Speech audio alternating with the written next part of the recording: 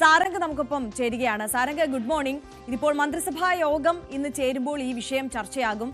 സർക്കാർ പ്രതിക്കൂട്ടിലായി നിൽക്കുന്ന സാഹചര്യമാണ്. ഈ വിഷയത്തെ ഏത് തരത്തിൽ കൈകാര്യം ചെയ്യാനാണ് സർക്കാർ തലത്തിൽ ആലോചനകൾ പുരോഗമിക്കുന്നത്?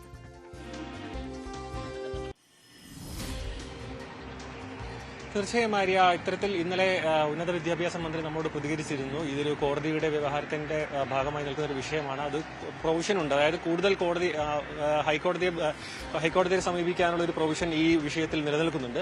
അതുകൊണ്ട് സർക്കാർ എത്രയും പെട്ടെന്ന് ഇന്ന് ചേരുന്ന ക്യാബിനറ്റ് ചർച്ചയിൽ ഈ വിഷയം എത്രയും പെട്ടെന്ന് ചർച്ച ചെയ്യുകയും ഹൈക്കോടതിയെ സമീപിക്കുകയും ചെയ്യുമെന്നായിരുന്നു നമ്മളെ അറിയിച്ചത്. അത്തരത്തിൽ തന്നെയാണ് കാര്യങ്ങൾ പോകുന്നത്.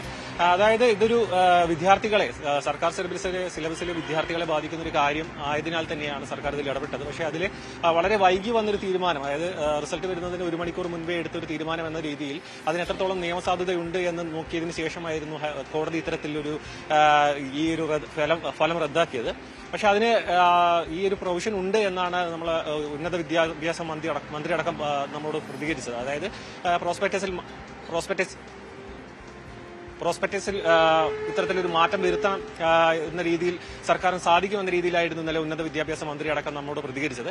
ഇതിൽ എന്തായാലും സർക്കാർ നിയമ പോരാട്ടത്തിന് മുന്നോട്ട് പോകാൻ തയ്യാറാണെന്ന രീതിയിലാണ് ഇപ്പോൾ നിലവിലെ സാഹചര്യം. കാരണം ഹൈക്കോടതിയെ സമീപിച്ചിരിക്കുകയാണ്. മാത്രമല്ല ഈ ഒരു ഫലം അധികം വൈകുന്നതനുസരിച്ച് കുട്ടികളുടെ വിദ്യാഭ്യാസത്തെയും ബാധിക്കും. കാരണം ക്ലാസുകൾ ആരംഭിക്കുന്നതിനും അഡ്മിഷൻ എന്നീ കാര്യങ്ങൾക്കെല്ലാം കാലതാമസം നേരിടും. ഒരു അധ്യയന വർഷം മുഴുവനായി തന്നെ ലഭിക്കാത്തൊരു സാഹചര്യത്തിലേക്ക് എത്താത്ത രീതിയിൽ ഈ ഒരു പ്രശ്നം പരിഹരിക്കാനാണ് സർക്കാർ നിലവിൽ ആലോചിക്കുന്നത്. ആര്യ, തീർച്ചയായും സാരംഗ് സുധാകരനാണ് വിശദാംശങ്ങളുമായി ചേർന്നത്.